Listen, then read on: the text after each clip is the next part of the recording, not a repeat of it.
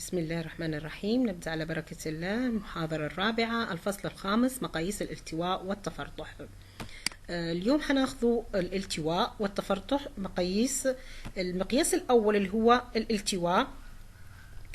شنو هو الالتواء؟ هو يمثل لي درجة توزيع البيانات حول نقطة التمركز اللي فيه.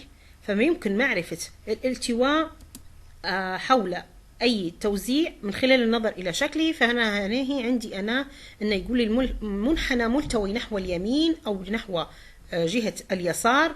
هنا المنحنى معتدل أو متماثل. هنا المنحنى يمثل لي ملتوي نحو جهة اليمين. يرمز للالتواء ومعامل الالتواء بألفا. فلو كان ملتوي نحو اليمين معناها ألفا أقل من صفر، يعني قيمة ألفا معامل الالتواء يطلع لي أقل من صفر. لو كان بيساوي صفر معناها المنحنى متماثل.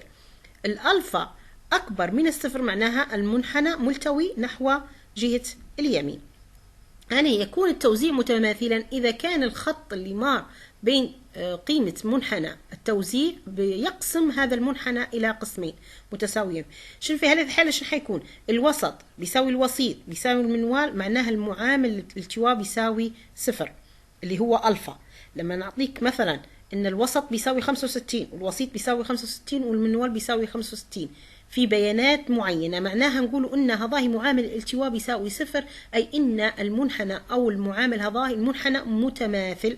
ليش؟ لأن معامل الالتواء بيساوي لي صفر، لأن الوسط بيساوي الوسيط بيساوي المنوال. إذا كان التوزيع هي غير متماثل معناها يا ملتوي نحو اليمين أو ملتوي نحو اليسار. أمتى نقول ملتوي نحو اليمين؟ إذا كان الألفا معامل الالتواء أكبر من الصفر، وإذا كان معامل الالتواء أقل من الصفر معناها ملتوي نحو اليسار اللي هو بالسالب. في حالة التواء نحو اليمين معناها الوسط الحسابي أكبر حاجة فيه، بعدين تليه الوسيط، بعدين يليه المنوال، يعني الوسط أكبر من الوسيط أكبر من المنوال. إذا كان التواء بالسالب معناها الوسط أقل من الوسيط أقل من المنوال، وهنا يكون معامل الالتواء أقل من الصفر. الإشارة اللي عندي هنا هي أنا معامل الالتواء، الإشارة هي اللي تحدد لي اتجاه الالتواء، والقيمة هي اللي تحدد لي درجة الالتواء. يعني كيف؟ لو كان بالسالب أقل من الصفر معناها ملتوي نحو اليسار. لو كان الإشارة بالموجب المعامل الالتواء حيقعد أكبر من الصفر، بالتالي حيقعد الالتواء نحو اليمين. نجيب معامل الالتواء أو طريقة بيرسون في حساب قياس الالتواء. تأخذ هذه الطريقة في عين الاعتبار. بيستخدم ثلاث مقاييس: الوسط والوسيط والمنوال. هنا عندي معامل بيرسون الأول للالتواء. يجيك سؤال في الامتحان: أوجد معامل بيرسون الأول للالتواء، أو يذكر لك معامل الالتواء المنوالي، معناه هذا المعامل الأول. المعامل بيرسون الثاني للالتواء معامل الالتواء الوسيطي. نجي المعامل الالتواء المنوالي شنو هو؟ ألفا واحد بيساوي إكس بار ناقص إكس هات على معامل انحراف سيجما، معناها وسط ناقص منوال على انحراف معياري. معامل الالتواء المنوالي وسط حسابي نقص من منوال على انحراف المعياري. معامل بيرسون الثاني للالتواء هو معامل التواء وسيطي، معناه شنو يستخدم الوسيط، بس قانونه يختلف. هو عبارة عن ثلاثة، نفتح قوس الوسط الحسابي ننقص من الوسيط قسمة الانحراف المعياري. يتضح عندنا في المثال التالي: إذا كانت لدينا درجات 8 طلاب في الاختبار النهائي في مقرر الإحصاء، كانت درجات الطلبة 8 كالتالي. مطلوب حساب معامل الالتواء الثاني بطريقة بيرسون. معامل الالتواء الثاني شنو هو الوسيطي، اللي هو 3 الوسط ناقص الوسيط على الانحراف المعياري. شنو حنجيب؟ القانون شنو يبي وسط حسابي، يبي الوسيط، ويبي الانحراف المعياري. كمراجعة يعتبر كذا كمراجعة للفصل الثالث. أول حاجة الوسط الحسابي للبيانات المفردة. كيف حنجيبوهن؟ ديما الوسط الحسابي مجموع القيم على عددهن. يعني كيف حنجمع هذه القيم نقسمن على عددهن؟ يعني حنجمع 58 زائد 74 زائد 91 إلى 66، عددهن كم؟ 8 طلاب، قسمة 8. هذا الوسط الحسابي، هذا أول حاجة في القانون. بعدين نحسب الوسيط.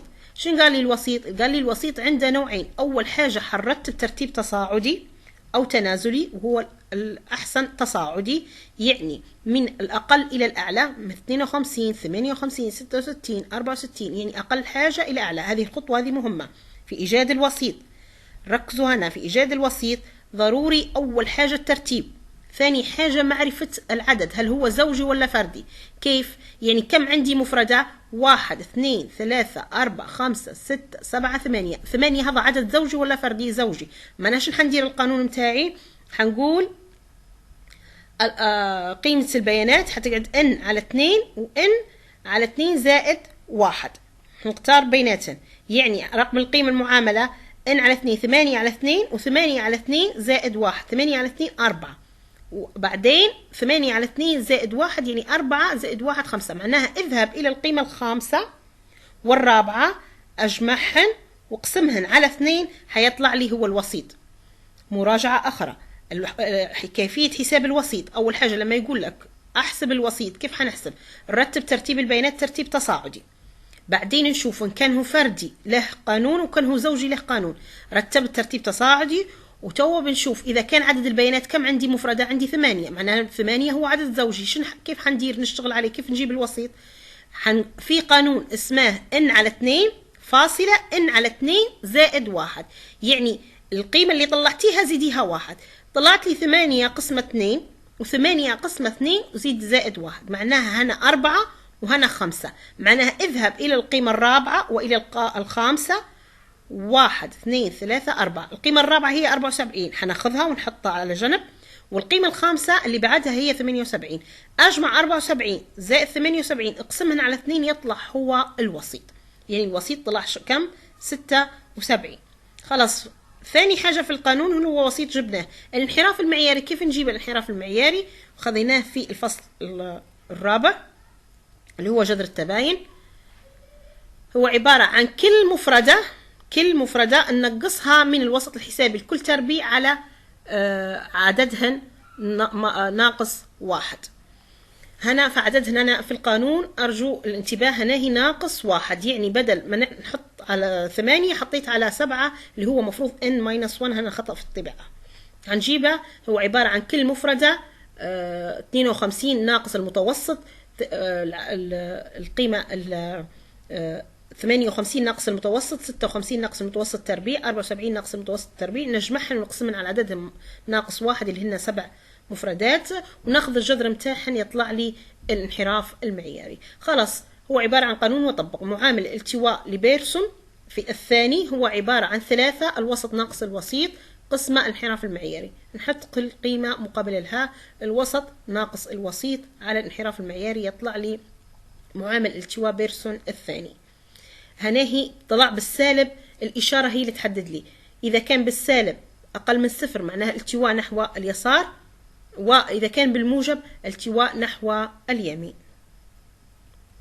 التفرطح هو عبارة عن تمثيل للتوزيع التكراري لشكل المنحنى. شكل المنحنى إذا كان مدبب أو مفرطح، يعني بشكل يعني فيه بروز مدبب أو مفرطح.